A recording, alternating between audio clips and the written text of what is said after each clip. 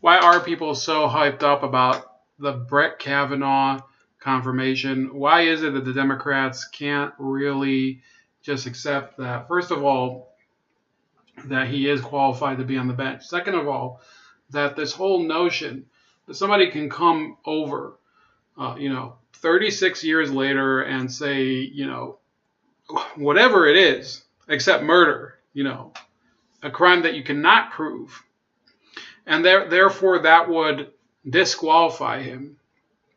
Why can't they let it go? They cannot let it go because they need this motivation, and I'll explain why. You see, people have a short memory, and you have to remember that during Donald Trump's first year in office, roughly the first year, maybe the first 11 months, until he passed the tax cut, the big Trump tax cut, the Democrats were basically mocking him, saying, well, he doesn't really get anything done. And they were saying, well, all he does is he disrupts our foreign relations, and he is basically not, the economy is becoming more and more unfair, and blah, blah, blah. He's a Russian spy or whatever. Suddenly the tax cuts got passed. And also there was the Gorsuch confirmation. Until the Gorsuch confirmation, they were saying, well, he can't get anything done, and he has a Republican Congress.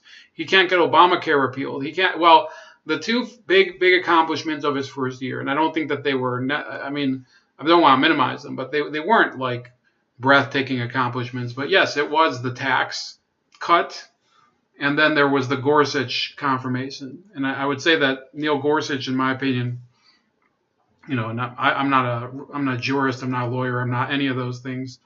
I would say I had a lot more of a respect for Gorsuch directly than I necessarily had for Kavanaugh, just because Gorsuch had none of the taint of the Patriot Act. But after hearing what I have heard about Kavanaugh, or from his mouth, some of his answers, I'd say I don't really have an objection to him sitting on the court now. I'm not 100% happy. So why can't the Democrats kind of just accept that there will be a vote and then move forward? Why did they have to suddenly leak this letter and start this whole saga? And then there's Feinstein, claiming, I couldn't have, I don't know if she really said this, but her line would probably be, I couldn't have it on my conscience that, he wasn't investigated for this. Well, if it becomes apparent that going into the midterms, you have Donald Trump not only riding a successful economy up till now, not only having defeated ISIS strategically in the Middle East, although, let's not count our eggs before they hatch. Not only do you have the tax cut, not only do you have one Supreme Court justice, you have two Supreme Court justices, and then you have the tax cuts, and then you have, all the various regulations that he's removed. And he could probably, and then there's the embassy in Jerusalem that a lot of his supporters would say is important. And then, he would be able to list all these accomplishments. For the Democrats, they need to show that they're able to legitimately get a scalp. For you, Elizabeth Warren and her ilk need to prove that they can get themselves a scalp off of Donald Trump or whatever. Ironically, I think it's interesting that Elizabeth Warren is supposedly a law professor. She doesn't sit on the Judiciary Committee of the Senate. And instead you have these clowns over there, like Richard Blumenthal and Kamala Harris and Mazie Hirono, who they don't seem to... my question would be, who is the big legal mind of the Democratic Party? Who is the big constitutional scholar that they have to, and by the way, I have to say, I've never been very enthusiastic about the Republican Party. Chuck Grassley, everybody was saying before these hearings that, oh, he's a trooper, he's a champ or whatever. And I was like, what could possibly be so good about him? I think I'm convinced that Chuck Grassley at his, he's super old or whatever, but I can't complain. I think he's done very well. And then, of course, these allegations come out. And it shows that the Democrats, they need this. They need this because why? Because why? Well, you see, there's this Trump tweet and it says, I have no doubt that if the attack on Dr. Ford was as bad as she says, charges would have been immediately filed with local law enforcement authorities by either her or her loving parents. I ask that she bring those filings forward so that we can learn date, time, and place. So then you have all these people objecting, and they're exclusively these people who are claiming, their own sexual assaults.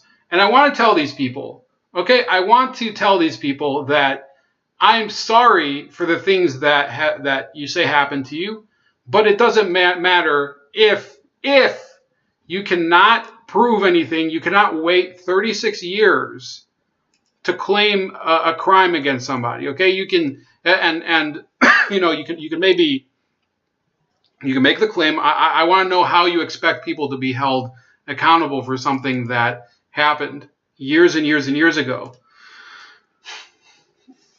This person says, why I didn't report? I did report and I wasn't believed. Only my family believed me. I was 14 and he was my dad. I don't see him now. I still carry shame to this. So these are some like real stories. This person says, you're such a piece of shit. You failed human being, and then throws in the what's it called? The bone spurs thing. There's a verified person. He has what? Yeah, 18,000 followers.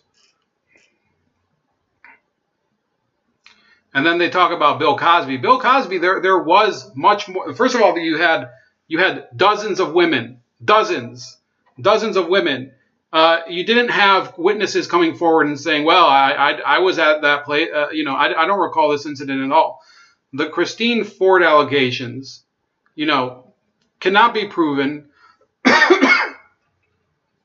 In part because the other people that were claimed to have been present or involved are claiming that they don't know what the hell she's talking about. So I will say this, okay, the Democratic Party are genuinely afraid because they don't have any real belief system that they're promoting for this election, except for the idea that America is basically in a meltdown state and you must elect a new Congress in order to save it from this disgusting ogre, Donald Trump. That's basically the way they look at it.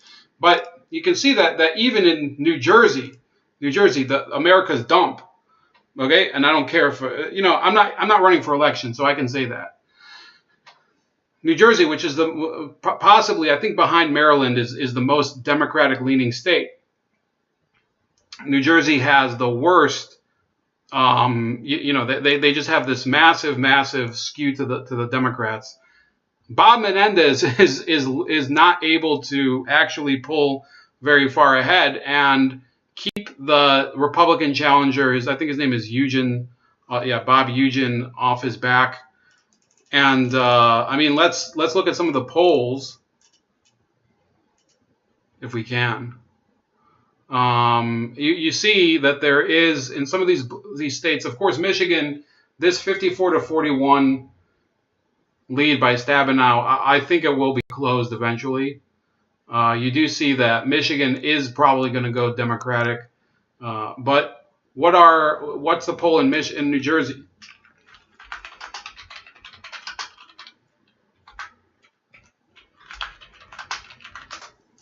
So this is going to be kind of an unveiling.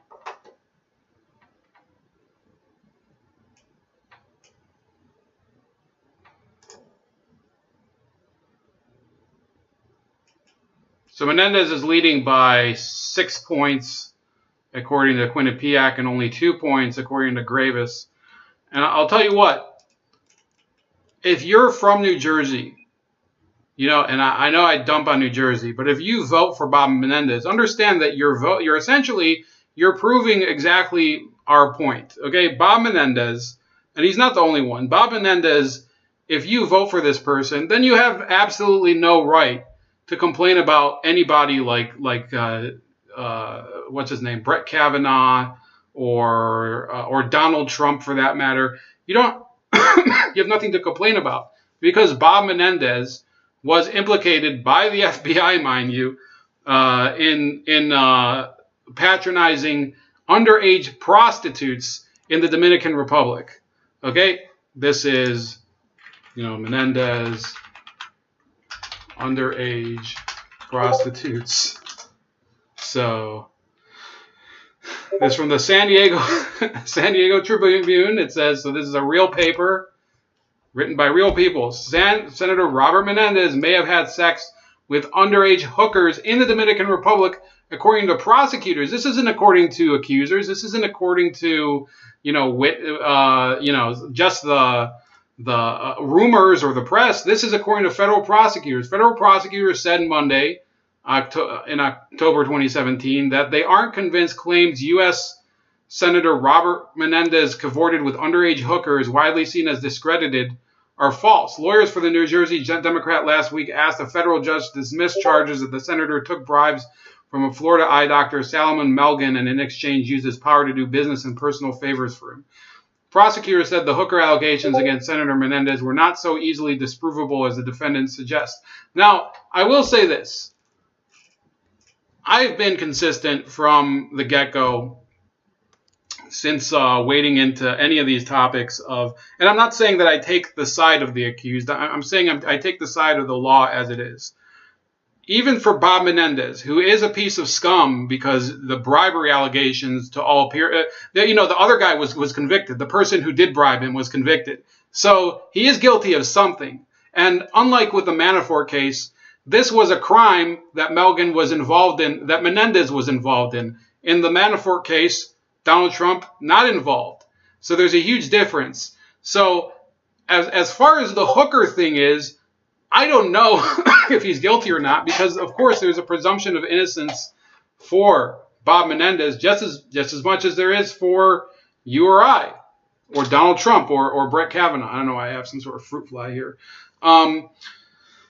So that's about it as far as him. But the Democrats, they don't have any moral standing whatsoever regarding sexual assault or whatever. If you have a senator who I think is in like his mid-60s, like Bob Menendez, going to the Dominican Republic and using underage prostitutes, then what's going to happen? If the Judiciary Committee, this is a good question. I want you to ask your Democratic friends.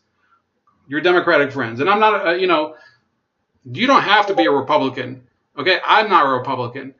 But you should ask your Democratic friends this question. Seeing as you have such a strong objection to somebody like Brett Kavanaugh, who based on the accusation of somebody from 36 years ago, who suddenly recollected it today, you think must be a sexual predator because you believe her implicitly. Do you think that if the Republicans confirm him, or the Judiciary Committee votes to bring him to confirmation, do you think that Senator Menendez should recuse himself from the confirmation vote because he's a Democrat and he also has allegations against him? That's a legitimate question. Similar questions about Cory Booker, by the way. Cory Booker, I think it was almost the same case. And CNN's trying to make it different. Chris Chaliza says, what makes Cory Booker's groping incident different than the allegations against Brett Kavanaugh? So New Jersey Senator Cory Booker wrote in the early 1990s while a student at Stanford about an incident on New Year's Eve 1984 when he was 15. So he's almost the same age as Kavanaugh, in which he groped a female friend's breast after the two of them had kissed. With the Top Gun slogan ringing in my head, I slowly reached for her breast, Booker wrote of that night. After having my hand pushed away once, I reached my mark. The point of Booker's column was how that moment and his work on the issue after had changed him and his views on women, consent, and assault forever. It was a wake-up call, Booker wrote in his Stanford column. I will never be the same. So his whole thing now is that the intent is different. The intent is different. And then Chaliza says, first and most important, the reason we know about the groping incident involving Booker is because Booker told us about it. Well, that's his fault. He didn't have to. And this is a point where if you're trying to say that it's Kavanaugh's fault that he didn't bring it up, according to everybody who's been involved in this incident, everybody was basically drunk as hell that weekend. So maybe Kavanaugh, even if it did happen, how do you know that Kavanaugh remembers it? She didn't remember it. So how do you know that Kavanaugh remembers it? How do you know that the other guy, the Mark Judge guy, how do you know that he remembers it? So in Booker, that's the other issue that you have to remember, that in Booker's case, there's no mention of alcohol. There's no mention of inebriation at all. So there's a clear difference that Booker remembered his incident, and that's maybe why he brought it up. And instead of actual, this is ridiculous. Okay, if Cory Booker is such a noble soul, then he'll recuse himself from the vote then, because not only has this been revealed, but Cory Booker also had his stupid I Spartacus moment where he said, I'm breaking the law. I'm breaking the law. So he should recuse himself from the committee vote. Why not? Then you get the issue of Keith Ellison that everybody is still talking about. Let me see here. So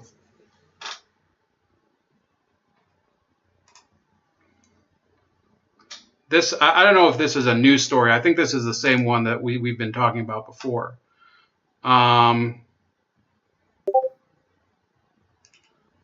So a political activist for the Sierra Club, which is definitely the Sierra Club.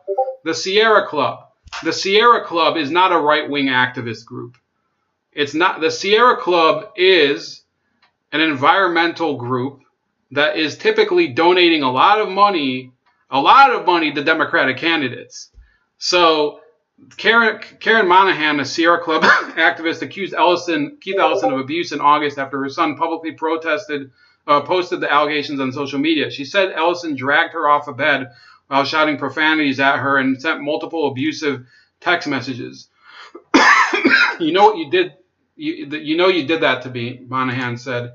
Ellison, the Democratic, so I think that she needs to post the evidence. Okay, I don't care. She should have the text messages ready, but it's the same. It happened much less time ago, and this is a woman who probably, it would be a lot easier for her to prove it. So yes, Keith Ellison. Why can't Ellison? Why is Ellison excused from stepping down then? If you're saying that Brett Kavanaugh has to step down. She has published on Twitter what she said are screenshots. Okay, so there are text messages apparently between her and Ellison, but none of them explicitly detail physical violence. But she's rejected requests to release the purported video because she said it would be too humiliating. No, you should release the full video. Otherwise, I don't believe you. She did, however, release what appears to be a medical document from 2017 that detailed abuse allegedly called by Ellison. So chief complaint patient presents for anemia. Anemia was found by routine CBC. It has been present for several months. Associated signs and symptoms, fatigue and menorrhagia. She was taking iron pills for a few months, then stopped while eating an iron-rich diet. She states that she was in a very stressful environment for years, emotional and physical abuse by a partner with whom she is now separated. She did not have any physical injuries that required a physical examination in the past. She identifies the individual she was involved with as Congressman Ellison, and she is also worried about retribution. I don't know exactly. So they should check out these documents. If the documents match, if the documents match, then I think then Ellison should pull out of the race. Okay, they should get this doctor. They should get this doctor to come forward and confirm that this is what she observed. Monahan has also accused Democrats of having smeared, threatened, isolated her from her own party. 4 people, including my supervisor at the time, stated that I came to them after and shared the exact story I shared publicly. She said, I shared multiple texts between me and Keith where I discussed the abuse with him and much more. As I said before, I knew I wouldn't be believed. And Ellison has basically said, Karen and I were in a long-term relationship which ended in 2016, and I still care for her well-being. This video does not exist because I never behaved in this way. Any characterization otherwise is false.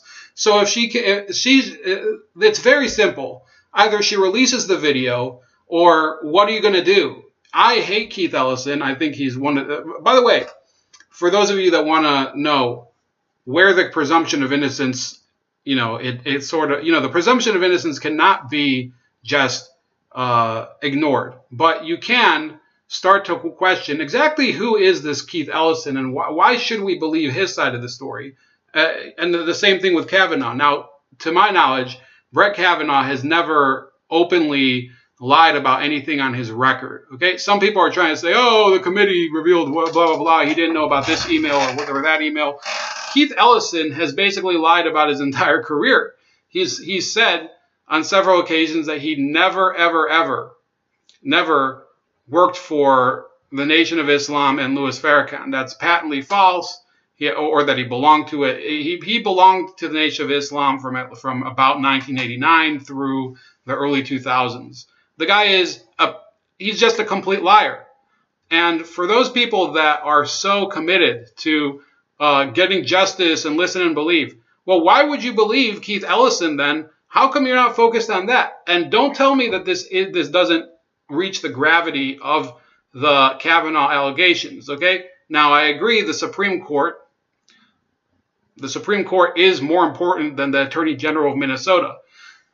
But think about that for a second. If Ellison wins the Attorney General position in Minnesota, which he probably could do, it's not that hard for him to win it because Minnesota is traditionally more of a Democratic state.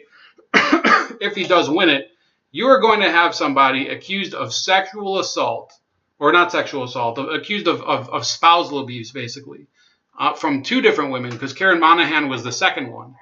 So somebody like that is going to be the chief law enforcement officer of the state of Minnesota. Would you want your sheriff to be somebody who is a spousal abuser? Would you want a local cop on the beat? Would you want a prosecuting attorney for your district to be a spousal abuser? These are things that do cut into the character of the person holding the office. Okay? Now, I will agree. I will agree that Ellison deserves, a proper defense and everything. But by your standards, he's already guilty because you're supposed to believe the victim, right? So that's about it. I want you to like the video. I want you to subscribe to the channel. I want you to comment when it uploads, and I want you to share the video. And I'll talk to you later. Have a great weekend. This is Bold Like a Leopard, and enjoy yourselves.